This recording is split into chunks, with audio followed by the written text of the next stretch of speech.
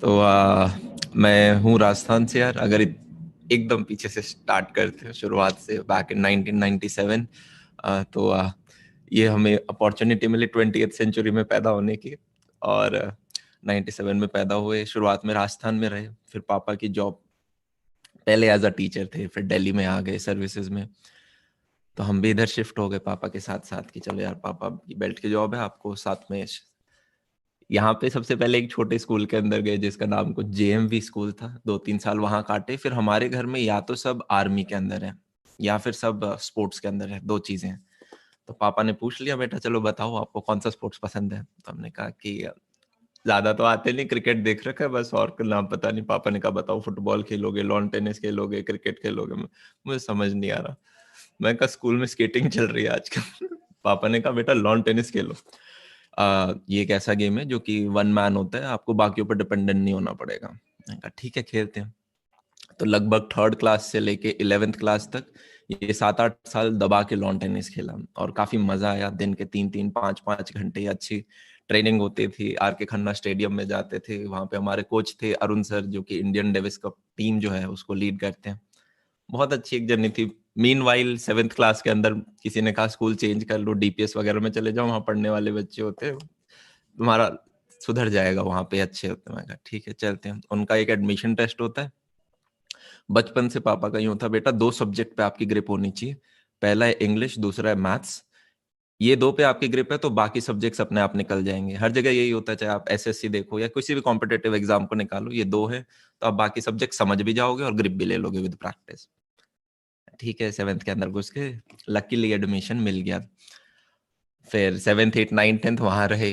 अब मैं थोड़ा बहुत ज्यादा ही शाय बच्चा था, वो जो होते नहीं गाय जो आके फ्रंट बेंच पे बैठ जाते हैं, टीचर आके पूछता है बेटा पिछली क्लास में क्या पढ़ाया था बताओ मुझे। तो वहां बैठे थे। तो डीपीएस वाले बच्चे मुझे ज्यादा समझ में नहीं आए, क्योंकि वो यार वो बात करते हैं फुटबॉल की। अब मुझे फुटबॉल में सिवाय रोनाल्डो के कुछ नहीं पता। तो वो बोलते यार ये टीम का उसके साथ मैच हो रहा है, इसका। मैं कहा, यार ये तो हाई लेवल की बात हो रही है। फिर वो गाड़ियों की बात करते हैं, फलाना बीएमडब्ल्यू, फलाना मर्सिडीज। मैंने कहा ये भी अपने उसके ऊपर की बात है, अपने घर में खड़ी है पल्सर। अपन दूर रहते हैं इनसे। तो फिर फिर आपका स्पोर्ट्स भी ऐसा ही होता है, लॉन टेनिस आप खेलते हो। पूरे कॉल स्कूल में 2-4 बंदे होते हैं जो कि लॉन टेनिस खेलते हैं। फिर ऐसे करते करते 10th में पहुंचे। 10th में सबके 10 सीजीपी आ जाते हैं, मतलब थोड़ी बहुत मेहनत करी और आगे। थोड़ी बहुत तो नहीं यार, काफी मेहनत करी, घर से बहुत प्रेशर होता है, पर मेरे को यूं लगता है कि चलो ठीक है, वो सिस्टम भी अच्छा था, बोलने में अच्छा लगता है, 10 सीजीपी आए थे, इससे ऊपर कुछ होता नहीं। फिर यार 11th में सोचा कि डीपीएस आर के पुरम शिफ्ट हो जाए, क्योंकि वो घर से लगभग आधा किलोमीटर ही दूर था। और फिर किसी ने कहा डीपीएस आर के पुरम और भी अच्छा है वसंत कुंज से। हमने कहा चलो ठीक है उसमें चले जाते हैं। एडमिशन टेस्ट दिया तो क्वालिफाई हो गया। इंटरव्यू वगैरह राउंड लेते हैं, 14 लोग बैठते हैं उनके एचओडीज इंटरव्यू राउंड में। मैं डर गया देख के, पर फिर समहाउ वो भी 11th के अंदर जब वहां पे गए तो वो स्कूल थोड़ा सा स्लाइटली बेटर था, क्योंकि उसमें 50% डीपीएस के बच्चे थे और 50% न्यू एडमिशन थे। तो मतलब मैंने कहा मेरे जैसे लोग भी हैं वहां पे। वहां गए, हम बैठे। 11वीं 12वीं कैसे निकलती है पता ही नहीं चलता, ये तो तुम सब ऑलरेडी जानते हो गया। आदमी अंदर जाता है। और मुझे तो जब मैं 11th 12th देखता हूँ, बस एक चीज याद आती है, स्कूल जाते थे बिना बाल बनाए वगैरह, वापस आते थे, डीटीसी पकड़ते थे, कोचिंग इंस्टीट्यूट। 1 घंटा लगता था, कोचिंग इंस्टीट्यूट में 3 घंटे पढ़े, वापस आए, डीटीसी पकड़ के वापस आए। घर पहुंचे, अब 2-3 घंटे खुद पढ़ना पड़ेगा, बहुत दिल पे पत्थर रख के सेल्फ स्टडी करी, सो गए। तो ये शेड्यूल रहा। 12th आ गई, पता नहीं कहाँ से बोर्ड भी खत्म हो गए। हमारे टाइम में यार दोनों के पेपर लगते थे, आपके बोर्ड के भी, जेई मेंस के भी। अब मेरे को एडमिशन मिल रहा था। एक पापा है ना, मेरी बहुत मस्त चीज करते हैं, चॉइसेस देते हैं मेरे को लाइफ में। तो जब से मैं 10th से 11th में जा रहा था तो पापा ने चॉइस दिया कि बेटा तुम्हें स्पोर्ट्स खेलना है या फिर तुम्हें साइंस लेनी है। तो मैंने कहा पापा मुझे तो स्पोर्ट्स खेलना है, 8 साल हो गए इसी में आगे जाना है। पापा ने कहा ठीक है बेटा साइंस ले लो। मैंने कहा ठीक है साइंस ले लेते हो। फिर 12वीं के बाद मेरे को 2 कॉलेजेस में एडमिशन मिला। एक था आपका हिंदू और एक था आपका एनएसयूटी। तो पापा ने फिर से पूछा बेटा तुम्हें हिंदू कॉलेज जाना है या एनएसआईटी जाना है। मैंने कहा, मन में सोच रहा हूँ मैं, यार रॉकस्टार मूवी हिंदू कॉलेज के पास कहीं शूट हुई थी, मैंने सुना डीयू की लाइफ बहुत सही होती है, उधर जाएंगे 3 साल पढ़ेंगे, 1 साल पहले डिग्री खत्म होगी, 1 साल में यूपीएससी की करके अपन भी सर्विसेज के अंदर घुसते हैं। तो पापा ने कहा ठीक है बेटा एनएसयूटी चले जाओ। मैंने कहा यार चलो ठीक है एनएसआईटी जाते हैं। अब हमारे एनएसआईटी जब गए तो न्यूज़पेपर में आर्टिकल आया था, हमारे 8 सीनियर थे जो कि 1.25 करोड़ का पैकेज लेके गए, और ये रिकॉर्ड टाइप था, मतलब इतना तो आईआईटीज में नहीं गया था। तो मैं कहा भाई साहब अगर हमारे सीनियर्स ऐसे हैं तो हम तो उनकी नेक्स्ट जनरेशन है, हम तो पता नहीं क्या ही उखाड़ के लेके जाएंगे। तो वही जो फर्स्ट सेमेस्टर में बंदा बहुत ज्यादा मोटिवेटेड होता है, मैं पढ़ूंगा, मैं ये कर दूंगा, मैं वो कर दूंगा, क्योंकि जो थोड़ी बहुत कमी आपकी रह जाती है ना कि यार हमें सिर्फ आईआईटीज में यार ऊपर की नहीं मिली, आईआईटी का रह गया टैग, इतने साल मेहनत करी वो तो मिला नहीं, तो रहा कि ठीक है यार प्लेसमेंट बाद में निकाल लेंगे। फर्स्ट ईयर के अंदर घुसे, एक यार चीज चलो मैं थोड़ा सा रैपिड फास्ट कर देता हूँ इस चीज को, वरना है ना बहुत बोर हो जाओगे, और आप मेरे को लग रहा है काफी बच्चों ने पहले से ऑलरेडी सुन भी रखा होगा। तो हमने कहा चलो फर्स्ट ईयर में घुस गए। अब जैसे ही फर्स्ट ईयर में घुसे तो भाई एक चीज जो इमेज बदलनी थी वो ये थी कि शाय बिल्कुल नहीं रहना है, एकदम उल्टा हो जाना है शाय का। मैं फर्स्ट डे से प्लान करके जा रहा हूँ, आज शर्माना नहीं है, आज शर्माना नहीं है, आज तो जो चीज मिलेगी उसमें हाथ खड़ा कर देंगे। पहले दिन आपके सीनियर्स आते हैं, सीनियर्स क्या कूल लगते हैं फर्स्ट डे पे, वो आ रहे 3-4 के, उसमें बड़े बड़े लग रहे हैं, उन्हें कपड़े पहनने का तरीका है, हम तो ऐसे कपड़े पहन रहे, शर्म आ रही यार क्या पहन के आ गए यहाँ पे। फर्स्ट बेंच पे बैठा हूँ मैं आदत से मजबूर, उन्होंने पूछा क्लास का सीआर कौन बनेगा, मैंने ऐसे हाथ खड़ा कर दिया मैं, उन्होंने कहा, मैं पीछे मुड़ के देख रहा हूँ पूरी क्लास में किसी ने हाथ नहीं खड़ा कर रखा, सिर्फ मैं। उन्होंने कहा ठीक है तू सीआर बन गया। मैंने कहा गुड गुड गुड। उसके बाद मैं बगल में पूछता यार सीआर का मतलब क्या होता है तेरे को पता है? वो बोलते क्लास रिप्रेजेंटेटिव। मैंने कहा अच्छा यार मॉनिटर बनाया इन्होंने। तो मॉनिटर बन गए। फिर कुछ सीनियर्स मिले, मेन काम होता है एज अ सीआर आपका बंक वंक कराना। इतने देर में दूसरे सीनियर आ गए, उन्होंने कहा अरे हम तुम्हारे आईटी वाले सीनियर हैं, पिछले इलेक्शन जिसने करा है वो दूसरी ब्रांच के सीनियर हैं, तो हमारे मानने रखे जाएंगे, तो दोबारा सीआर के इलेक्शन कराओ। इस बार 2-3 बंदों और ने हाथ खड़ा कर दिया। इलेक्शन का हुआ तो फर्स्ट बंदा था रैंक ओपनर, जिसके सबसे ठीक नंबर आए थे, तो वो अपना पूरा फुल इंग्लिश में कि यार मैं आपको है ना पेपर के दौरान हेल्प करूंगा, नोट्स प्रोवाइड कराऊंगा, और कोई भी डाउट हो आप मुझसे किसी भी टाइम हॉस्टल में आके पूछ सकते हो, इस टाइप की। मैं बगल में एक सीनियर के साथ खड़ा था जिनका नाम था वॉस्की मैम। वॉस्की मैम बोलती ओए इधर आ। मैं पास में चला गया, तेरे को ये सब नहीं बोलना। मैंने कहा क्या बोलूं फिर? बोली तू बोल तू बंक कराएगा। तू बास्केटबॉल फुटबॉल दिला के लेके आएगा, तू हॉस्टल टपवाएगा। मैं कहा ठीक है पक्का यही बोला? हाँ बोल। मैं जाके बोला और जो मेजोरिटी से जीता हूं मैं। मैंने कहा ग्रेट सीआर बन गए अपन। अब जब हॉस्टल में आप जाते हो, मीनवाइल जब दिन चल रहा था, मम्मी हॉस्टल का रूम सेट कर रही थी, कपड़े वपड़े, तो मैं दोपहर में 2 बजे वहां पहुंच रहा हूँ, तो मम्मी सब पोछा वोछा लगा के एकदम, हाँ जी चलो बच्चे का अब मैंने सेटल कर दिया। और जब आप अपने उस छोटे 8x10 कमरे में आते हो ना, मैं उसे ऐसे देख रहा कि भाई साहब पता नहीं क्या ताजमहल देख रहा हूँ मैं, क्योंकि वो यार जिसमें 4 साल बिताने हैं मेरे को, साइड में अलमारी, आपका एक बेड, खुद की टेबल, खुद की खिड़की, मजा स्वाद आ गया। मम्मी निकल गई और पता नहीं मेरे अंदर क्या आत्मा चढ़ी थी, मैं टेबल पे बैठ गया कि आज जो पढ़ाया है उसके फॉर्मल नोट्स बना लेता हूँ। इमेजिन करो थोड़ा, जो कॉलेज में पढ़ाया वो तो पढ़ा ही है, उसके फॉर्मल नोट्स बना लेता हूँ। मैं बैठ के फॉर्मल नोट सुंदर सुंदर हैंड राइटिंग में लिख रहा हूँ। गेट खुल रहा था अभी, ठीक है फर्स्ट डे ना, पता नहीं है कि गेट बंद रखना होता है हॉस्टल में। उन्होंने खोला, 2 बच्चे आए मेरी क्लास के और वो बहुत अच्छी रैंक थी, उन दोनों का नाम अनुज। वो देख के मेरी तरफ ऐसे बोलते, ऐसे बच्चे होते हैं जो बड़ा बनते हैं कल को। मैंने कहा यार ये तो गिल्ट में डाल रहे, पढ़ाकू समझ रहे हैं मेरे को, ये इमेज नहीं चाहिए। मैं कहा नहीं पढ़ रहा मैं। मैं तो ऐसे ही बैठा था। उनके साथ बाहर गए घूमने फिरने, फिर वो बंदी काफी अच्छे दोस्त वगैरह भी बने। दोस्त तो सारे बन जाते हैं यार। फर्स्ट डे आप मेस में जाते हो, वो एक अच्छा एक्सपीरियंस होता है कि यार सबने बोलते हैं हम हॉस्टल का खाना बहुत खराब होता है। मेस में गए और बड़ी बड़ी टेबलें लगी पड़ी हैं, एक पे 15-15 20-20 लोग बैठ सकते हैं, हम सब बैठे हैं। और भाई सिर्फ डिस्कशन का एक टॉपिक, आईटी का सीआर वो है, कंप्यूटर्स का सीआर वो है, मैकेनिकल का सीआर वो है, क्योंकि और कोई टॉपिक ही नहीं है बात। मैंने कहा यार इसकी तो इज्जत है, ये तो सीआर बन गया। मैंने कहा बहुत बढ़िया। और एक चीज और भी हुई फर्स्ट डे पे, आपके सीनियर बोलते हैं कि यार आप है ना व्हाट्सएप ग्रुप बना दो, तो सबके नंबर ले लो, मैं एज अ शरीफ बॉय, बहुत ही शरीफ, मैंने एक छोटी सी कॉपी निकाली, मैंने बांट दी कि यार लो लो लो, सारे नंबर ले लिए। मीनवाइल 2-3 दोस्त थे मेरे जो कि ऐसे देख रहे हैं, मतलब बाद में दोस्त बने, उस दिन तो नए बंदे ही थे, वो ऐसे देख रहे, हंस रहे मेरी तरफ। मेरे समझ में नहीं आया कि यार ये बंदा हंस क्यों रहा है, ये हंस क्यों रहा है, वो भी ऐसी ऐसी स्माइल क्यों दे रहा है मेरे को। लगभग जब हम 3rd ईयर में थे ना, तब उसने एक दिन मेरे को बोला, यार तू अलग ही लेवल, यार तू सही निकला, फर्स्ट डे के अंदर ही तेरे को सारे नंबर मिल गए। मैं कहा मतलब भाई तूने सारी लड़कियों के नंबर, मैंने कहा अच्छा इसलिए हंस रहा था तू उस दिन, ये दर्द लेके बैठा था इतने दिनों से अंदर। मैं कहा ये तो सोचा ही नहीं उस टाइम, काफी शरीफ थे। तो ठीक है, फर्स्ट ईयर आपका निकला। अब फर्स्ट डे हमारे सीनियर्स ने कहा था बंक मारना है और क्लास में यूनिटी बहुत होनी चाहिए, और मैंने ये चीज को है ना लकीर मान लिया था खून की, कि यार यूनिटी बहुत जरूरी है क्लास में। तो फर्स्ट डे के अंदर हमने बंक मारा। तो हमारा टीचर भी नहीं जानता कि उनके स्टूडेंट हम है फर्स्ट डे, क्योंकि टीचर ऐसे जा रहे हैं, हम ऐसे जा रहे हैं, हम दोनों एक दूसरे को देख रहे हैं, हम देखते देखते चले गए। ये था फर्स्ट डे। फिर आप सेकंड डे के अंदर आते हो, थोड़ी थोड़ी चीजें होती हैं, सोसाइटी के ऑडिशन होने स्टार्ट हो जाते हैं। ना गाना आता है मुझे, पर हम गाना गाने गए, वहां पे रैप गा दिया हमने। फिर ड्रामेटिक्स के अंदर थिएटर तो आता ही नहीं है, जो स्ट्रीट होता है हमने कहा चिल्ला तो सकते हैं, चलो चिल्लाने का प्रयत्न करते हैं। उसमें भी सेकंड थर्ड राउंड में निकाल दिया उन्होंने, कुछ कहा तुम मुझे खून दो मैं तुम्हें आजादी दूंगा, एक कोने में फुटबॉल में खड़ा करा, बोल वहां दूसरे गोल पोस्ट तक आवाज जानी चाहिए, चिल्लाए पर नहीं हुआ। फिर इसी प्रकार से बाकी डांस वगैरह और ऑडिशंस वगैरह हुए। पॉइंट बीइंग, मैं यार आपको यहाँ पे ना कुछ एक स्टोरी सुनाऊंगा, उनमें से कुछ चीजें होंगी जो कि आप उठा सकते हो, जो कि आपको लगे कि यार ये अपने लिए ठीक है।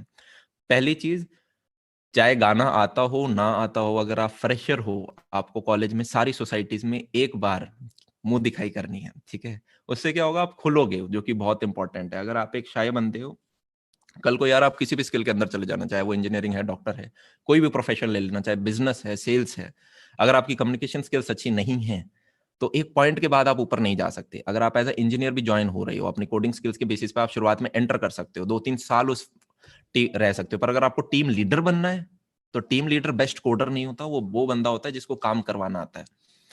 तो वो चीज इंपॉर्टेंट है। तो कॉलेज तुम्हारा वो प्लेग्राउंड है जहां पे आपको हर दोस्त को एज अपॉर्चुनिटी देखना है कि यार इससे मैं बात कर रहा हूँ तो ओके, जैसे प्रैक्टिकल्स में लिखते थे एम पर्पस गोल वगैरह, तो आपको देखना है यार मैं बात कर रहा हूँ, मुझे ये चीज करवानी है। और कभी कभी होता है ना, बात करने के बाद सोचते अरे यार काश ये चीज बोली होती तो अच्छे से निकल जाता। तो वो चीज रियलाइज करो और नेक्स्ट टाइम वो चीज इंप्लीमेंट करें। हर स्टेट के यार हमारे पास लोग आते हैं, हर टाइप का नेचर का दोस्त आपको हॉस्टल में मिलेगा, 250-300 बच्चे होते हैं, तो वो बात करनी बहुत जरूरी है। फिर फर्स्ट ईयर में यार पता नहीं, फर्स्ट ईयर से पहले ही इनफैक्ट 12th खत्म होती ही एक चैनल भी स्टार्ट किया था यूट्यूब पे, पर फर्स्ट ईयर में हमने ज्यादा वीडियो डाले नहीं थे, कुछ 6-7 वीडियो ही डाले थे।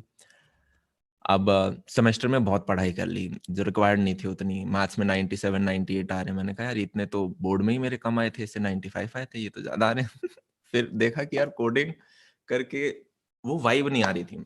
काफी बंदे होते हैं जिन्हें बहुत वाइब आती है, उनका टोटल वही कि कोडिंग कोडिंग कोडिंग। मुझे वाइब नहीं आ रही थी कि यार कुछ जॉब ऐसा होना चाहिए, फील्ड में काम करें, 2-3 केस सॉल्व करके आए तो लगे कि आज दिन में कुछ काम किया है, ये क्या यहाँ पे टेस्ट केस सॉल्व कर रहे हैं स्क्रीन पे बैठ के। मैंने कहा मजा नहीं आ रहा। तो पर फिर भी घर वाले तो बोलते हैं यार प्लेसमेंट लेनी है, प्लेसमेंट लेनी है, तो इधर उधर ज्वाइन किया ऑफलाइन कोचिंग वगैरह, और वहां पे वो कोडिंग वगैरह सिखा रहे समर ब्रेक के अंदर। अब 10 दिन तो मैंने सहा। फिर एक दिन हम बैठे थे, टीचर ने कहा ये क्वेश्चन सॉल्व करो। मैं, मेरा एक और दोस्त अमन, उसके जेई मेंस में आए थे लगभग 256 के करीब, बहुत तगड़ा स्कोर होता है 256 उस टाइम 360 में से। वो बैठा, उसे भी गवर्नमेंट में जाना था, वो मेरे को देखता मैं उसे देखता, मैंने कहा यार बाहर चले, तो बोल चल। देन हम दोनों क्लास के बीच में से खड़े बाहर निकल गए। अब बाहर निकल तो गए पर अब ये नहीं पता जाना कहाँ है, तो हम जाके स्टेयर्स पे बैठ गए, यार कहाँ जाए। उसने बोला यार इधर चलते हैं मुखर्जी या जीटीबी में से, वहां पे है ना ये एसएससी के हब्स हैं, यूपीएससी के हब, किसी टीचर से जाके मिलते हैं, पढ़ना वढ़ना कैसे बता देंगे। कोई प्लान नहीं है, हम चले गए मुखर्जी, सॉरी जीटीबी नगर, जीटीबी नगर गए, वहां उतरे, ऐसी रैंडम कोचिंग इंस्टीट्यूट्स के अंदर घुस रहे हैं। हम थे एनएसआईटी के, और हम टीचर्स को ये बोलते जाके कि यार हम आईआईटी दिल्ली के फर्स्ट ईयर से और हमें यूपीएससी निकालना है। तो टीचर्स को हमारे अंदर है ना वो परफेक्ट कैंडिडेट दिखने लग जाता था कि यार ये निकाल लेगा। वो बैठाते अपने उस कमरे के अंदर, उनका मेन एक इंस्टीट्यूट में तो जो उनका मेन जो बंदा था वो बैठाता दोनों को आगे, और उसने लगभग हमें 1 सवा घंटा दिया और हर चीज समझाई, ये करनी है ये नहीं करनी, ये करनी है ये नहीं करनी। एक इंस्टीट्यूट के अंदर गए, उसने बुक लिस्ट बना दी, ये एनसीईआरटी की किताबें करो, ये 5-6 रिकमेंडेड किताब है, ये करो, ये 3 महीने में खत्म करना। मैंने कहा बहुत बढ़िया। यहाँ से दूसरी चीज जो हमें सीखने को मिलती है वो ये कि आप अपनी जिंदगी में कभी भी किसी से हेल्प मांगते हो तो मिलेगी, नहीं मांगोगे तो मिलेगी नहीं। इमेजिन करो, आप सब में से काफी बच्चे हैं जो कि 12th में हैं, कोई 2nd ईयर में है, आप कॉलेज में हो, अगर आपके पास एक 10th क्लास का बच्चा आता है चिकड़ टिकड़, भैया मेरे को ये बताओ कि 10th बोर्ड में अच्छा कैसे स्कोर करे, तो तुम बताओगे नहीं, उसे खुल के बताओगे कि यार ये किताब कर ले, टुगेदर विद मत करियो ये कर ले, या ये अच्छी थी, फलाना चीज फलाना चीज। कोई और डाउट हो तो बताइए मुझे। सेम चीज पूरी हर जगह डोमेन में है। तो आप किसी भी डोमेन में जाना चाहते हो, उसमें किसी ने ठीक ठाक कर रखा, आप उसके पास जाके पूछोगे तो वो कायदे से आपको बताएंगे, पर आपको पूछना पड़ेगा। ठीक है, हेल्प मांगो, आपको बहुत सारी हेल्प मिलेगी, नहीं मांगोगे तो नहीं है। राइट। तो ये एक अच्छी चीज वहां से सीखने को मिली। उधर से आ गए, फिर हमने कहा यार ठीक है, काफी इंस्टीट्यूट्स ने यही कहा है, यार इधर इधर मत आओ, पहले खुद सेल्फ स्टडी एनसीईआरटी वगैरह करो, उसके बाद कभी देखना ऑप्शनल वगैरह के लिए। मैं कहा, ठीक है। खुद पढ़ने पढ़ना स्टार्ट हो गए हम, और कोचिंग बंक करने लग गए। और बंक करके एक होता है आप मूवी देखने जाओ, हम देख कैसे पागल पढ़ रहे हैं। तो ठीक है, बीच बीच में कोचिंग चले गए। फिर 2nd ईयर में यार मेरे को एक चीज यूं था कि हम जब वीडियो बनाते थे तो उस दौरान हॉस्टल के अंदर बहुत डिस्टरबेंस होती थी। तुम्हारे दोस्तों को पता चल जाए ये वीडियो बना रहा है, अच्छा अमन डिस्टरबेंस तो नहीं हो रही, आवाज तो नहीं आ रही, तो वो शूट नहीं करने देते थे, कब गेट पे बड़ बड़ बड़ बड़। मैंने कहा यार यहाँ से साइड हटना पड़ेगा, ये बार बार बुलाते हैं बाहर। तो मैंने कहा अलग अपार्टमेंट चाहिए, अलग स्टूडियो चाहिए, पर घर वालों को कैसे मनाए। तो कहानी बनाई कि पापा जी, मैं और जो दूसरा अमन है ना, हमें यूपीएससी की तैयारी करनी है, तो आप ऐसा करो, हमें है ना एक रूम दिलवा दो पास में ही कहीं, और हम बैठ के पढ़ेंगे। पापा क्या बोलेंगे, हट ये हॉस्टल में नहीं पढ़ाई हो सकती, ऐसी कौन सी पढ़ाई करनी है। तो लगभग 3-4 दिन लगे। फिर पापा ने कहा चलो ठीक है यार, दूसरे अमन के भी बहुत अच्छे नंबर हैं, ये पढ़ लेंगे। फाइनली माने, एक जगह हमने रूम फिक्स किया, उन्होंने पापा ने 2 महीने का एडवांस दिया, हम शिफ्ट हो गए। शाम को मैं पापा को कॉल करता उसी दिन के, पापा अमन आनंद तो नहीं आ रहा।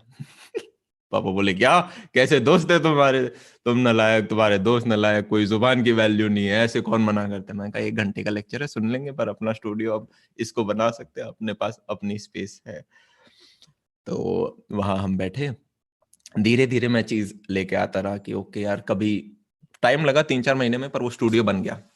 स्टूडियो बन गया। फिर एक दिन ऐसी टीचर से बात कर रहे थे, किसी मेरे जिन्होंने जेई वगैरह की पढ़ाई कराई थी, कि यार मैंने ऐसा ऐसा बनाया। उन्होंने कहा यार ये चीज तो हमें भी चाहिए होती है, हमारे कुछ बच्चे होते हैं जो कि एब्सेंट हो जाते हैं, तो उनको दोबारा पढ़ाना पड़ता है, तो बहुत अच्छा होगा अगर सामने कैमरा वैमरा हो, क्लास रिकॉर्ड करेंगे, उन्हें बोलेंगे कि ओके यार ये चीज वापस देख लो। मैं कहा ये चीज तो कर सकते हैं। तो उन्होंने मेरे को एक बड़े बंदे से मिलाया जो कि बीकानेर वगैरह में कोचिंग वगैरह में पढ़ाते थे, आईआईटी दिल्ली के पास आउट थे 3 बंदे। उन्होंने कहा ठीक है यार कर चलो। तो उन्होंने कहा यार तू लगा देगा, मैंने कहा हाँ स्टूडियो बना देंगे, इसमें क्या यार, caustic form, camera, mic, right, और थोड़ी बहुत और चीजें होती हैं, हो जाएगा। मैंने कहा ठीक है। तो मैंने कहा फ्री में फर्स्ट वाला जो होगा मैं आपका फ्री में कर दूंगा, इक्विपमेंट्स का आपके चार्जेस लगेंगे। उन्होंने कहा ठीक है, हम ट्रैवलिंग वगैरह देख लेंगे। उन्होंने मस्त टिकट विकेट बुक कराई, मैं मस्त गया। क्या ही होता है यार, बहुत सिंपल काम था। मैंने कहा कॉस्टिक फॉर्मिंग, और वो 20-20 फुट ऊंचे बड़े बड़े, एक क्लास में 300-300 बंदे बैठ सकते हैं, ऐसी चीजें बना रखी हैं उन्होंने। उन्होंने कहा यार इक्विपमेंट अच्छे होने चाहिए। मैंने कहा ठीक है। तो जहाँ 80,000 का, लाख का कैमरा लगता है, वहां मैं 2 लाख का कैमरा लगा रहा हूँ। मैंने कहा ठीक है, इनके पास पैसों की कमी है नहीं, हम भी अच्छा लगाते हैं, मुझे भी सीखने को मिलेगा बड़े कैमरों में क्या होता है। तो हमने वो बढ़िया बढ़िया सेटअप किए। अकॉस्टिक फॉर्मिंग काफी एक्सपेंसिव होती है उनकी, वो कराई। और ऐसा सेटअप, क्योंकि उनको ज्यादा दिमाग खर्च नहीं करना चाहते, कि एक बटन दबाएं उनका सब रिकॉर्ड हो जाए, सारे ऑडियो रिकॉर्ड हो जाए, माइक भी उनके यहाँ पे डिस्प्लेस कर देते थे ऊपर 20 फुट से टंगा के। उन्हें अच्छा लगा, उन्होंने कहा पूरी कोचिंग में कर दे। मैंने कहा ठीक है, 8-10 कमरे हैं, सब में कर देते हैं। फिर सिमिलरली बाकी जगह से ऐसे ही आने लग गए। उन्होंने एक फरीदाबाद के क्लाइंट के पास भेजा, वो आपके कॉलेज स्कूल्स नहीं होते जो कि आपको पढ़ाते जेई और नीट का है, पर साथ में आपको क्लास 12th भी वही पढ़ा देंगे, तो आपको अब 2 जगह पढ़ने नहीं जाना है। मैंने कहा ठीक है, अब उनका पूरा स्कूल। मैंने कहा यार ये भी ठीक है। उन्हें सीडियां बेचनी थी कि यार हम जो पढ़ाते हैं ना उसको हम बच्चों को भी पढ़ाएं और कल मार्केट में सीडी बेचे। मैंने उन्हें कहा सुनो यार, 2018 हो गया, सीडी चलती भी नहीं है आजकल लैपटॉप्स में, पर नहीं, उन्हें बेचनी थी सीडी। मैंने कहा ठीक है, मैं तो स्टूडियो बना सकता हूँ। तो बनाए, वहां से बहुत ज्यादा आपका कैश इन होता है, क्योंकि अगर आप चाहे पैसा ना भी लो ना, तो अगर मान लो एक एक तुम्हारा कैमरा है जिसके ऊपर एमआरपी मान लो दे रखी है 1,90,000, आप उसे ग्रे मार्केट से लेते हो आपको बहुत सस्ता 165 का मिल जाता है। तो मैंने कहा पहला मार्जिन तो यही है। उसके बाद अकॉस्टिक फॉर्मिंग है, अगर आप इसे सही मार्केट से लो, ठीक है, बजाय कि आप ऑनलाइन ऑर्डर करो तो उसमें आपको मार्जिन मिलता है। उसके बाद फाइनली आप अपने सर्विसेज के लिए भी चार्ज कर लो। तो मेरे को ठीक ठाक पैसा मिलने लग गया था अपने थर्ड ईयर के अंदर। मैंने कहा अच्छी चीज है। फिर अपन सिक्कर गए, सिक्कर में हमने बनाया। दिल्ली के अंदर काफी सारे कोचिंग इंस्टीट्यूट थे, इंडिविजुअल कोचिंग इंस्टीट्यूट, जिनके सिर्फ ज्यादा कमरे हैं भी नहीं, दो दो तीन तीन कमरे हैं, क्योंकि वो ऐसे बंदे हैं जो कि एक एक घंटे के 600 700 रुपए लेते थे। तो अगर बच्चा एबसेंट है तो कहते थे ले यार रिकॉर्डेड देख ले, 300 350 में कोई डाउट हो तो पूछ लियो। मैं कहा ठीक है, कोई इशू नहीं है। तो ये सब बनाए, तो वहां से एक मेरे को कैपिटल मिला। थर्ड ईयर के अंदर तो यार इंटर्नशिप में बैठे नहीं, जैसे आज के दिन हम बच्चों को बोलते हैं कि यार फर्स्ट सेकंड ईयर दबा के पढ़ो अपना, अगर आपको इंजीनियरिंग में प्लेसमेंट वगैरह लेनी। हमारे टाइम में इतनी अवेयरनेस थी ही नहीं। हमारे सीनियर्स ने हमें सिखाया था पहले 2 साल करो ऐश और थर्ड ईयर में पढ़ाई करना स्टार्ट करना और फोर्थ ईयर में प्लेसमेंट ले लेना। अब टाइम बदल चुका है, अब अवेयरनेस बहुत ज्यादा है। अगर थर्ड ईयर में इंटर्नशिप में कौन नहीं बैठेगा, और अपन अर्न कर रहे हैं क्या ये। प्लेसमेंट में पहली कंपनी आई माइक्रोसॉफ्ट, 40 लाख। मैं कहा, ओ भाई साहब 40 डिवाइडेड बाय 12, 3.5। यार ये मेरे दोस्त, इन्हें तो कुछ नहीं आता, ये लेके जाएंगे 3 लाख का पैकेज। मैं कहा यार हमने नुकसान तो नहीं कर दिया, बैठना चाहिए था नहीं, क्योंकि उस टाइम में 40 लाख नहीं कर पा रहा था। बाद में पता चला वो 40 लाख नहीं देते, वो बेसिकली आपको 17-18 लाख ही देते हैं। आपका 1 लाख कुछ 10,000 का पैकेज होता है पर मंथ माइक्रोसॉफ्ट में। बाकी आपके स्टॉक्स वगैरह होते हैं जो कि आपको 4 साल में मिलते हैं। सेकंड ईयर से आपका पैकेज 40 लाख नहीं होता, वही 17-18 लाख होता है, वो फर्स्ट दिखाने के लिए होता है। मैंने कहा पर उस टाइम पता नहीं था वो बड़ी बड़ी कंपनियां आ रही। तो वो एक ऐसा टाइम था जब आपका आपको दिमाग में भी पल्स वाइब होती है, मतलब कि यार आपको लोड हो रहा है, क्योंकि एक साइड में प्राइवेट का भी काम चला रखा था, प्लेसमेंट का भी थोड़ा बहुत लोड था, थोड़ा बहुत जो कॉलेज सेमेस्टर का लोड होता है। और यूं भी था कि साथ साथ में अभी घर वालों को तो यही बोल रखा था कि हम यूपीएससी की पढ़ाई कर रहे हैं। मैं सारी चीज छुप छुप के करी। अब जैसे को अगर कोई वीडियो डालते थे 15-20 मिनट का है, तो मैं घर वालों को बोलता था देख तो लो 15 मिनट का वीडियो, 15 मिनट लगाए मैंने, क्या समय लग गया उसमें। उन्हें यूं नहीं बोलूंगा कि 15 मिनट के लिए पहले 1-1.5 घंटे की शूट हुई है, इसमें 1.5 घंटे की एडिट लगी है, थंबनेल बने, उन्हें फर्क इतना समझते भी नहीं, वो टेक्नोलॉजी का फायदा उठाते हैं हम इस चीज का।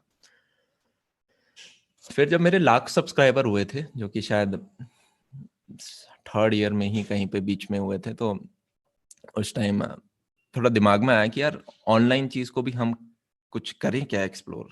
यार लाख बंदे हैं। और ये मेरे दिमाग में नहीं आया, मेरे छोटे भाई के दिमाग में आया। उसने कहा देखो मेरी क्लास में एक बच्चा जानता है। हाँ क्या भैया आपको जानते हैं मेरी क्लास में एक बच्चा। मैंने कहा अच्छा अच्छा अच्छा ठीक है। तो मैंने पापा से बात करी, और यहाँ पे एक और इम्पोर्टेंट चीज है जो कि आप सीख सकते हो। पेरेंट्स से बात करनी बहुत जरूरी है। मैंने कहा पापा 3 चीजें हैं, प्राइवेट, सरकारी और ये आपका, और मैं नहीं कर पाऊंगा तीनों। तो पापा ने कहा ठीक है बेटा छोड़ दे, कौन सी छोड़ने। मैं कहा प्लेसमेंट छोड़ दूं। पापा खुद हाँ बेटा छोड़ना प्लेसमेंट क्या। मैं कहा, ठीक है चलो एक हटा, एक हटते ही मतलब प्लेसमेंट हटते ही मतलब आपको कॉलेज के मार्क्स से भी अब फर्क नहीं पड़ता, एक तरह से 2 हट गए। मैं बहुत रिलैक्स्ड, दिमाग ऐसा आपको फील होता है कि ओके बैग हटा दिया एक बड़ा भारी सा।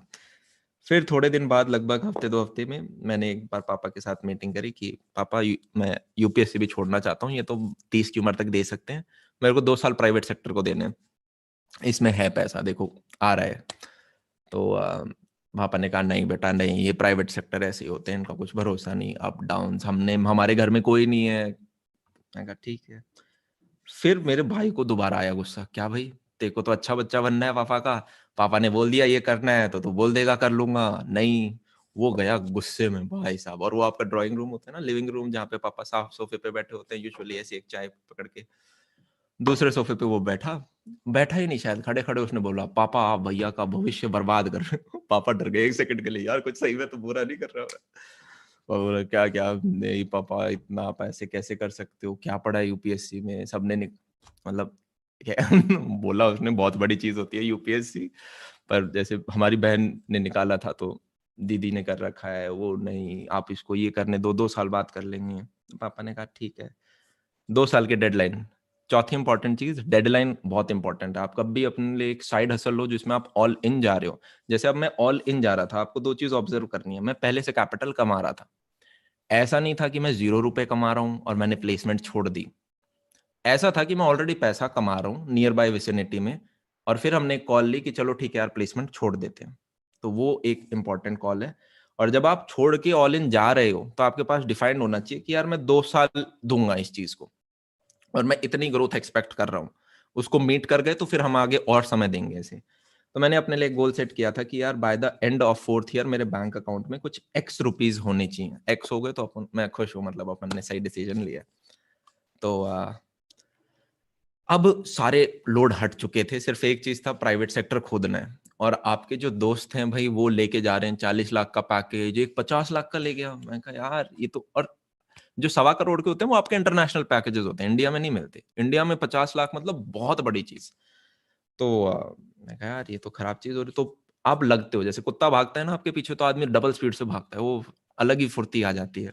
तो कुछ वैसा सा होता क्या है कि एक तो सपना लेना बहुत इंपॉर्टेंट है। मैं शायद 3rd या 4th ईयर की शुरुआत या एंड, या 3rd के एंड में था। मैंने एक वीडियो देखा था यूट्यूब के ऊपर, ठीक है, और यू वीडियो था कि उस बंदे ने कुछ BMW जैसी गाड़ी थी, इलेक्ट्रिकल BMW, साइड में वो खड़ा था ठीक ठाक। मेरे को अभी भी याद है वो बंदा कैसा दिखता था, मतलब अंग्रेज था, बल्कि था थोड़ा सा, और उसने साइड में लिख रखा था how I became a millionaire at 26। अब मैं से पहले तो कैलकुलेटर निकाला मिलियनेयर होता कितना है। मैंने कहा $1 million, ओके, ये होता है 7 करोड़ रुपए। मैंने कहा 7 करोड़ 26 की उम्र में। आपके दिमाग में कैलकुलेशन चलने लग जाती है कि कोई भी प्लेसमेंट आपको मिलियनेयर तो नहीं बना सकती। मैं खोल के वीडियो देखा, सारी चीज देखी, वो बंदा मस्त फ्लेक्स वगैरह कर रहा है, मैंने ये चीज करी, मैं इसके अंदर घुसा, मैं यहाँ से। मैं कहा ठीक है। पता नहीं दिमाग में कहाँ से थॉट आई, यार 26 की उम्र में कर रहा है, सोच यार ये चीज तुम 22-23 की उम्र में कर लो। पता नहीं कहाँ से आई है रैंडम पागल थॉट। और मेरे रूम में ऐसे पीछे जो व्हाइट बोर्ड होता था पुराने स्टूडियो में, बड़ा सा, वो जो टीचरों का होता है 6x4 का, मैं उस पर खड़ा हो गया, चलो यार देखते हैं मिलियनेयर कैसे बन सकते हैं। मैं रैंडम चीजें, मैं किताब लिख दूंगा। हम ये चीज करेंगे, हम इतने ज्यादा स्टूडियोज बनाएंगे, हम वहां से करेंगे, ये करेंगे। मैं सारी चीज एडअप कर रहा हूँ जबरदस्ती की, जो मेरे पास है भी नहीं वो भी बना रहे हैं। सारी चीज एडअप करके भी हम near by vicinity of 2 crore पहुंचे कि यार 2 करोड़ कमा सकते हैं। पर ये भी 7 तो नहीं है, मिलियनेयर तो कहां से बनेंगे। पर पॉइंट बीइंग, आपका जो ड्रीम है वो आप एक बार लो और आप उसे लिखो तो सही। और एक चीज होती है which is very important, the first step. आपके दिमाग में कोई आइडिया आता है और अगर आप 5 सेकंड के अंदर रिएक्शन नहीं कर रहे हो, आप उस पर चलोगे ही नहीं। अगर मेरे दिमाग में चीज आई, ये चीज अपने को करनी है, आपके पास 5 सेकंड की विंडो है जिसमें आप या तो अंदर घुस जाओगे या फिर वो नहीं होगा। क्योंकि ब्रेन हमारा स्ट्रक्चर्ड इस फॉर्मेट में है, उसे कंफर्ट चाहिए, उसे लग्जरी चाहिए। तो वो 5 सेकंड तो बढ़िया आइडिया देगा, यार ये चीज कर सकते हैं। उसके बाद वो बोलेगा चल ठीक है थोड़ी देर बाद में कर लेंगे, कल देख लेंगे, आज तो ये वाला काम है। वो कल आता नहीं है। तो वो व्हाइट बोर्ड पे खड़े होके वो चीज बनाना इंपॉर्टेंट है, क्योंकि फिर आपने एक तरह से खुद के साथ एक ईगो होता है यार कि यार मैंने बनाया है, 2 का फिगर बनाया है, ज्यादा भी नहीं तो एटलीस्ट कुछ तो आसपास पहुंचे इसके। अब यार ये नेक्स्ट चीज जो मैं बताने वाला हूँ वो है कि हमने एक्स का डिसाइड किया था कि होना चाहिए। एंड जब तक कॉलेज खत्म हुआ था हमारा जो अमाउंट था वो लगभग 10x था मेरे बैंक अकाउंट के अंदर, लगभग 10 गुना। तो मैंने कहा ओके, ग्रोथ है इस सेक्टर में, अपन बढ़िया कर सकते हैं। 10x यार, कोई मेरे को आके ऊपर से आके बोलता ना 10x हो सकता है, मैं मानता नहीं उसकी। नहीं, झूठ बोल रहा है ये। पर वो चीज हो गई, आपको बिलीव मानना पड़ेगा, सपने रोज लेने पड़ेंगे, इस लेवल के सपने लेने पड़ेंगे। थोड़े है ना यार सपने लेने वाली चीज। जैसे मैं फर्स्ट ईयर में अगर आपको अपनी अपनी जगह, आपकी जगह अपने आप को सोचूं, जब लोग बोलते थे ना यार सपने ले लो, फलाना चीज कर लो, ये चीज हो जाएगी, तो लगता था अबे यार इसका निप गया, इसका निप गया, ये सबके लिए नहीं होता। अपन यहाँ कच्चे में बैठे हैं यार, ये हो गया, अब सबका ऐसे थोड़ी ना होता है। इनफैक्ट मेरे लिए तो बचपन में ये भी विजुलाइज करना मुश्किल होता था कि अपन कभी जॉब भी कर रहे होंगे। याद है तुम्हें, हम 3rd 4th क्लास में होते थे और हमें लगता था यार 10th क्लास वाले बंदे कितने सीनियर हैं, ये पैंट पहनते हैं, हम निक्कर पहनते हैं। भाई साहब, फिर आप 10th में जाते हो तो आपको लगता है 12th वाले कितने बड़े हैं, इनकी दाढ़ी वाड़ी एकदम बल्कि होते हैं। फिर आप 12th पार करके आपको लगता है कि यार कॉलेज वाले ये तो रंगीन पैंटे पहनते हैं, भाई साहब इनकी लाइफ तो क्या अलग ही है। फिर आप फर्स्ट ईयर के अंदर आते हो, आपको फर्स्ट ईयर में लगता है यार 4th ईयर वाले सीनियर हैं असली बंदे, तो क्या मस्त जी रहे हैं वो। अब मुझे यार ये बताओ, जब आप, मेरे को लगता है 11th 12th सबसे खराब साल होते हैं। एक नर्सरी का बच्चा सबसे ज्यादा एंजॉय कर रहा होता है, एक छोटा बच्चा एंजॉय करता है। सिमिलरली कॉलेज के अंदर भी देखें तो एक फर्स्ट ईयर का बंदा हमारे टाइम में ज्यादा एंजॉय करता था as compare to 4th year. फिर हम धीरे धीरे सेकंड ईयर में पहुंचे, थर्ड ईयर में पहुंचे, पता चला यार आधा कॉलेज निकल गया। फोर्थ ईयर में हमने एंजॉय किया, जब आपकी प्लेसमेंट लग जाती है, बाकी बच्चों की, आपके दोस्त फ्री होते हैं तो, पर फिर गिल्ट होता है कि यार कॉलेज खत्म होने वाला है अब तो क्या। तो एब्सोल्युटली, एब्सोल्युटली। अमन भैया, यहाँ पर मैं आपको थोड़ा बताना चाहूँगा कि एक्चुअली हमारा जो कॉलेज है, we are a media and journalism college, ठीक है? और इसमें से भी काफ़ी सारे लोग जानना चाह रहे हैं कि प्लेसमेंट और एंटरप्रेन्योरशिप में से क्या चूज़ करें। They are very confused about entrepreneurship, और एंटरप्रेन्योरशिप की तरफ मूव कैसे किया जाए? अरे सब मिल, कहानी बता रहा हूँ मैं, उसके बाद की पॉइंटर्स चाहिए तो मैं बता सकता हूँ। देखो, दो टर्म है आज के दिन, एक होता है एंटरप्रेन्योरशिप, एक होता है सोलोप्रेन्योरशिप। मैं जो करता हूँ वो सोलोप्रेन्योरशिप होता है। एंटरप्रेन्योरशिप में बोल सकते हो थोड़ा सा ओवरलैप है, ठीक है। हमारे पास भी अभी ठीक ठाक बंदे काम कर रहे हैं, लगभग हम हैं 45 के राउंड अब हो जाएंगे लगभग, सिर्फ अपनी कक्षा में अकेले में। तो इसको आप सोलोप्रेन्योरशिप बोल दो। सोलोप्रेन्योरशिप एक तरह से वो होता है जहाँ पे आप इनिशियली खुद ही स्टार्ट करते हो चीज़ों को, आप ही फाउंडर हो, आप ही एम्प्लॉय हो, आप ही वर्कर हो, आप ही प्रोड्यूसर हो, आप ही डायरेक्टर हो, सारी चीज़ें आपके ऊपर डिपेंडेंट है। और आज के दिन ये चीज़ बहुत ईजिली है with the help of social media, right. अगर हर हर समय का यार एक ब्रह्मास्त्र होता है, टाइमिंग होती है। मैं आपको एक चीज बताना चाहूंगा, जितने भी यहाँ पे अभी बच्चे हैं जो कि 11वीं 12वीं फर्स्ट सेकंड ईयर थर्ड इनमें बैठे हैं, आप सबसे लकीएस्ट, सबसे ज्यादा लकीएस्ट जनरेशन हो। आपके बाद जो आएंगे और जो आपसे पहले आए थे वो आप जितने लकी नहीं थे, और उसके पीछे परफेक्ट एक रीजन मैं आपको बताता हूँ। हमारे टाइम में, जैसे मैंने आपको बताया, हमारे टाइम में अवेयरनेस नहीं थी 2015 में, तो हम फर्स्ट सेकंड ईयर में पढ़ते भी नहीं, थर्ड ईयर में जाके अच्छा कंपनी आएगी पढ़ेंगे। आज के दिन बच्चा 12वीं वाले बच्चे को पता है कि प्लेसमेंट कैसे लेनी है, पहले से प्रिपेयर्ड है वो, यार मैं ये चीज कोड करूंगा।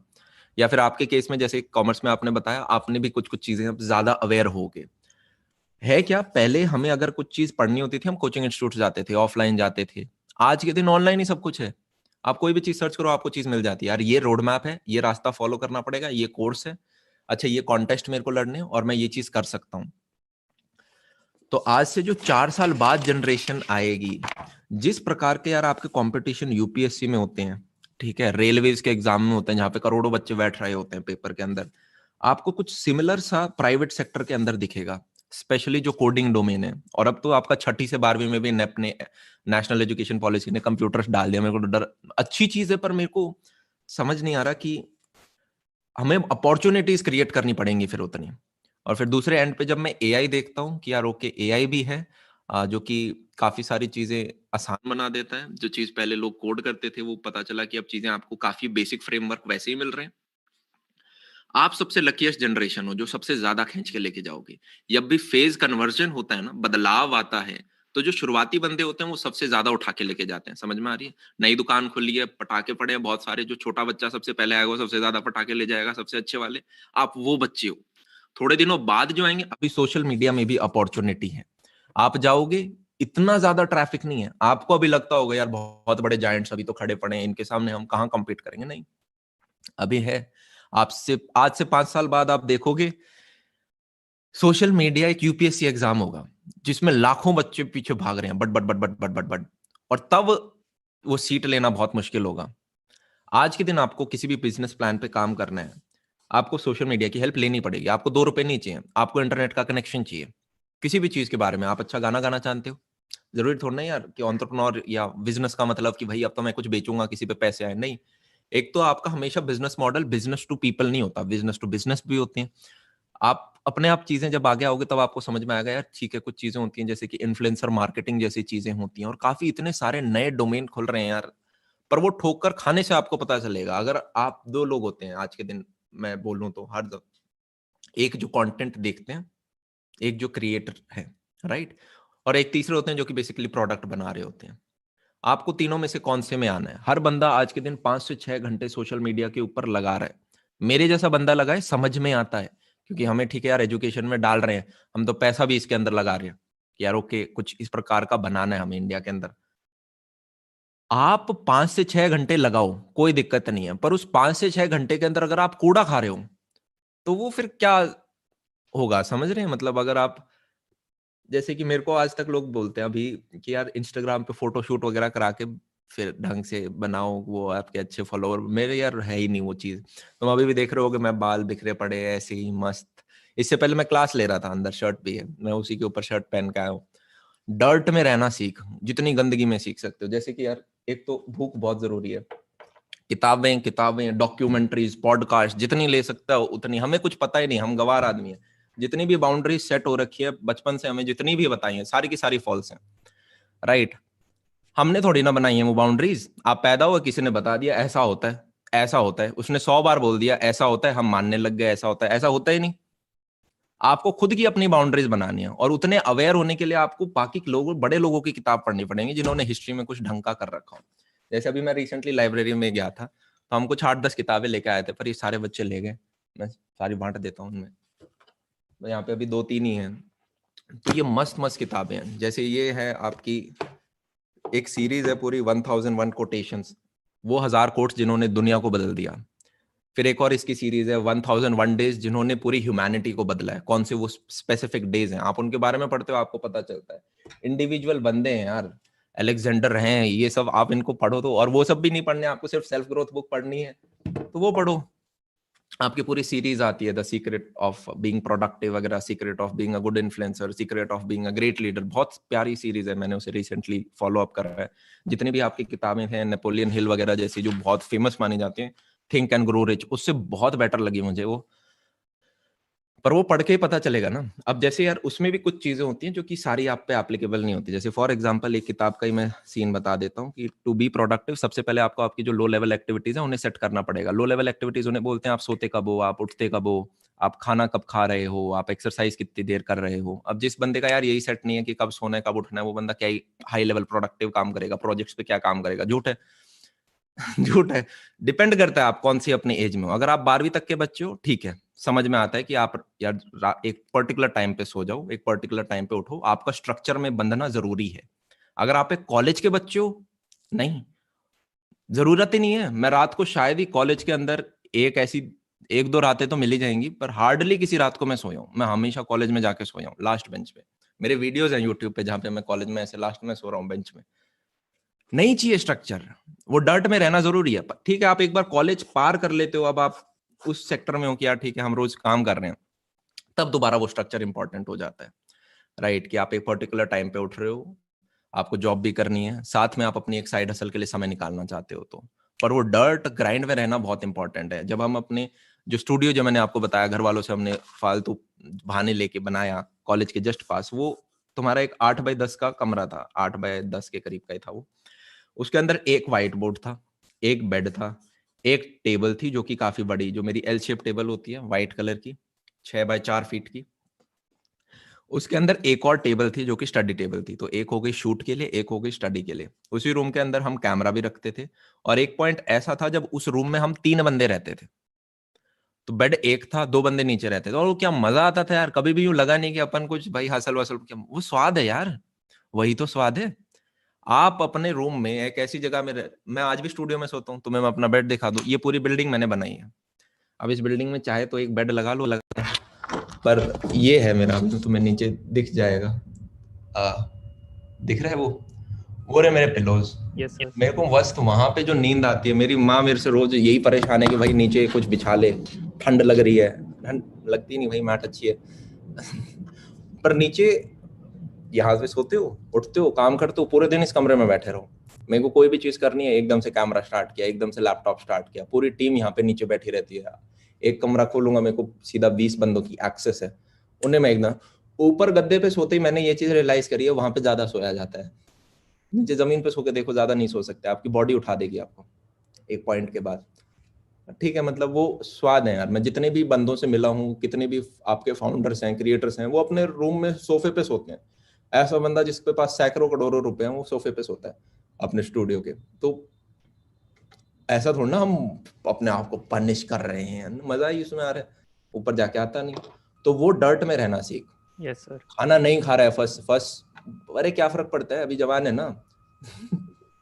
1-2 मील मिस हो गई, क्या हो गया। मस्ती करनी भी इंपॉर्टेंट है, कब करोगे मैं बता देता हूँ। 12th तक मस्ती करी, ठीक है, आप में से कुछ ने करी होगी, पर पढ़ना भी पड़ता था। कॉलेज के अंदर ही आपको सब कुछ एक्सप्लोर करना है, नए डोमेन्स भी करने हैं, कायदे से पढ़ना भी है। एक मैं प्रॉपर फॉर्मेट बता देता हूँ यार। जैसे इंजीनियरिंग में जो हमारे यहाँ फॉलो होता है, जो मैं कहता हूँ फॉलो करो एटलीस्ट। आपको सबसे पहली प्रेफरेंस अपने कॉलेज की पढ़ाई को देनी है। जैसे हमारे यहाँ आपके कॉलेज के नंबर बहुत मैटर करते हैं प्लेसमेंट के दौरान, कंपनी कट ऑफ उसके बेसिस पे करती है कि ये बंदा बैठेगा ये नहीं बैठेगा। तो मैंने कहा यार उसको फर्स्ट प्रायोरिटी देनी है, तुमने अपनी जिंदगी के 18 साल इस चीज को दिए हैं, तो अब हम लास्ट में स्क्रू अप नहीं कर रहे होंगे। अब क्या दिन में 1 से 2 से 3 घंटे आप अपनी साइड हसल को दे सकते हो? दे सकते हो ना। अरे यार अपनी गर्लफ्रेंड के साथ घूमने के लिए 2 घंटे दे सकते हो? दे सकते हो ना। पूरी रात दे सकते हो, पूरे दिन दे सकते हो, हफ्ता महीना साल दे सकते हो। तो क्या अपने उस सपने के लिए 2 घंटे नहीं दे सकते? मैंने कहा दे सकते हैं। तो वो 2 घंटे साइड में बगल में देने हैं बस, और साथ में उसको 4 साल देने हैं, आपके केस में 3 साल देने हैं। और वो चीज मल्टीप्लाई होती है, फिर वो चीज बड़ी होती है, और आपको कुछ ऐसे डिसीजंस होते हैं यार जो कि सारा डिफरेंस लेके आएंगे। अगर मेहनत वाइज देखें तो हमारी बिल्डिंग में जो अगर मजदूर भी काम कर रहा है, वो ट्रस्ट में हम सबसे ज्यादा मेहनत कर रहे हैं। एक तो फेवरेबल कंडीशन नहीं है, ठीक है, ठंड लग रही है फिर भी काम कर रहे हैं, पैसे भी उतने ज्यादा नहीं मिल रहे, रिस्क भी ज्यादा है, गिर विर सकते हैं इधर उधर से। हम तो अपने मस्त रूम में बैठे हैं। तो एक लेयर होती है यार। एक मैंने जो एक दिन बच्चों को भी बताया था, एक बंदा होता है जो कि दिन का 700 रुपये कमा रहा होता है लेबर वर्क वगैरह करके। फिर एक बंदे होते हैं जो कि यार ठीक है आपका जिनका पैकेज होता है 35 से 50 हज़ार के बीच में। फिर एक बंदे होते हैं कि यार ठीक है उन्होंने ठीक ठाक पहले इंजीनियरिंग वगैरह कर ली, कुछ कर लिया, वो लाख रुपए के करीब कमा रहे हैं। फिर एक बंदे होते हैं जो कि अलग लेवल पे होते हैं। वो बंदे वो हैं जो कि 10 लाख से 60 लाख पर मंथ कमा रहे हैं, पर मंथ। फिर इससे ऊपर एक लेयर होती है जो कि मैं बोलता हूँ जिनको घुमाने आते हैं राउंड्स। राउंड घुमाने का मतलब आपने एक राउंड की फंडिंग ली, दूसरी, वहां पे वो बंदे फिर मिलियन डॉलर्स में खेल रहे होते हैं कि ओके 300 करोड़। वो आप देखो तो यार एक बंदा एक दिन में क्या काम कर रहा है, एक क्या कर रहा है, और अमाउंट ऑफ वर्क में उतना कोई डिफरेंस नहीं है। तो ये इतना बदलाव कैसे आया? पहली चीज है अवेयरनेस। हो सकता है यार कि राउंड घुमाने वाले व्यक्ति को पता है कि स्टार्टअप की दुनिया में घुसते कैसे हैं, और कैसे कैसे चीजें घुमानी है, क्या क्या चीजें मेरे को अपनी प्लेट में चाहिए, तब मेरे को दूसरा फंडिंग राउंड मिलेगा। वो अवेयरनेस कैसे पता चलती है? जब आप ठीक ठाक लोगों के साथ रहते हो जिन्होंने वो चीज पहले उखाड़ रखी हो। हमेशा से वो बंदा पैदा थोड़ी ना हुआ था कि ओके मैं तो ये ऐसा राउंड निकालूंगा। वो बैठा है 5 बंदों के साथ जिन्होंने वो चीज ऑलरेडी कर रखी है, उससे पूछा भैया आपने कैसे किया, वो बताते हैं हमने ऐसे किया, तो ठीक है मैं भी ऐसे कर लेता हूँ। जो लेबर है उसने यार उसको अवेयरनेस नहीं मिली, उसे नहीं बताया गया कि यार तू लाख रुपए भी कमा सकता है पर मंथ के, बस तेरे को ये चीजें करनी पड़ेंगी। और फिर बीच में कुछ डिसीजंस होते हैं। मेरा मानना है जो फर्स्ट 2 लेयर है, 1 लाख के ऊपर अगर आपको जाना है, 1 लाख आपको एजुकेशन ले जाएगी। इंजीनियरिंग का है, अच्छे से अच्छी कंपनी माइक्रोसॉफ्ट गूगल कोई भी ले लो, वो 1 लाख प्लस माइनस 10 हज़ार में सारी आ जाती है। पर अगर आपको उसके ऊपर जाना है तो अब आपको रिस्क मारनी है, और बढ़िया रिस्क मारनी है। If you are not living on the edge then you are occupying too much space, ठीक है। तो रिस्क यार, और कोई बड़ी रिस्क नहीं है यार। प्लेसमेंट छोड़नी थी, कोई बड़ी रिस्क है जब आप साथ में पैसा कमा रहे हो तो? पर आपको काम करना पड़ेगा ना, पैरेलल काम, वो जरूरी है। आपको घर वालों को बताना पड़ेगा, घर वालों को झूठ बोलना पड़ेगा मेरे को एक अपार्टमेंट चाहिए जिसमें मैं यूपीएससी की पढ़ाई कर रहा हूँ, वो चीज जरूरी है, राइट। और बस बिलीव रख अपने आप पर। दिन में वो फेज देखा है तुमने अभी कॉलेज के अंदर सारे हो, चाहे नेहा हो या राहुल जितने भी यहाँ बैठे हैं, कि भाई आप पूरे दिन राहुल के बारे में सोच रही हो, राइट, या आप पूरे दिन नेहा के बारे में सोच रहे हो। तो वो उस लेवल का तुम्हारे दिमाग में कीड़ा होना चाहिए कि इस चीज के लिए मैं सैक्रिफाइस हो सकता हूँ। जैसे बुद्धिज्म में कहते हैं remove self from the equation, और दुनिया के सारे पेन खत्म हो जाएंगे। आपको उस गोल के लिए क्या आप खुद को सैक्रिफाइस कर सकते हो? वो गोल इतना बड़ा हो कि आप उसके सामने एक छोटी एंटिटी लगो, तो आप खुद का सैक्रिफाइस, हाँ यार ठीक है कर सकते हैं। जब वो भूख होगी, वो भूख है ही नहीं लोगों में, डरते बहुत हैं, तो आप खींच जाओगे, तो आप खींच जाओगे। Exactly. Sir, we have a brilliant question coming in from Khushi Chauhan. She says, I want to be an entrepreneur, but I'm struggling to find a business idea. How to get a perfect business idea for myself? देखो यार एक simple चीज, तीन चीजें यहाँ पे मेरे को जो स्ट्राइक कर रही हैं। पहली चीज, बिजनेस आइडिया ऐसे नहीं होते।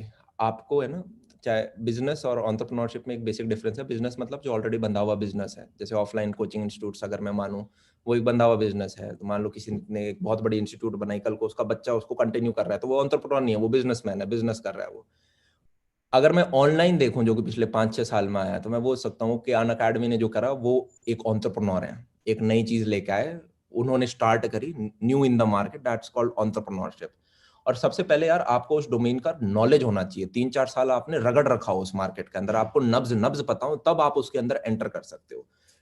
वो बहुत इंपॉर्टेंट है। आप किसी भी पर्टिकुलर फाउंडर्स को देखो, जैसे कि फॉर एग्जांपल अनअकैडमी फाउंडर्स मेरे दोस्त हैं बहुत अच्छे से, तो मैं उनके बारे में आपको डिटेल में बता सकता हूँ। उनमें से एक बंदा ऐसा जिसने एक कंपनी एग्जिट करवाई थी, एग्जिट इन द सेंस उसने बनाई और उसने बेच भी दी।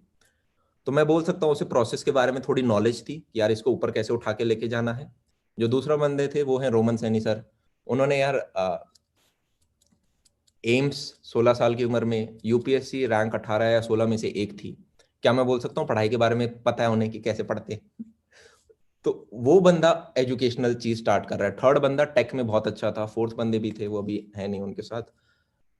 तो इन्होंने पहले रगड़ रखा था किसी भी पर्टिकुलर डोमेन में। ऐसा नहीं होता कि आप आइडिया सोचो हाँ ये चीज तो कर सकते हैं और घुस जाओ। आप पहले रगड़ना पड़ेगा आपको बेसिक लेवल पे, ग्राउंड रियलिटी। चाहे आपको कहीं पे काम करना पड़े, कॉलेज के दौरान कर लो, इंटर्नशिप कर लो, सीख लो, फ्री में काम करो, वो चीज बहुत जरूरी है।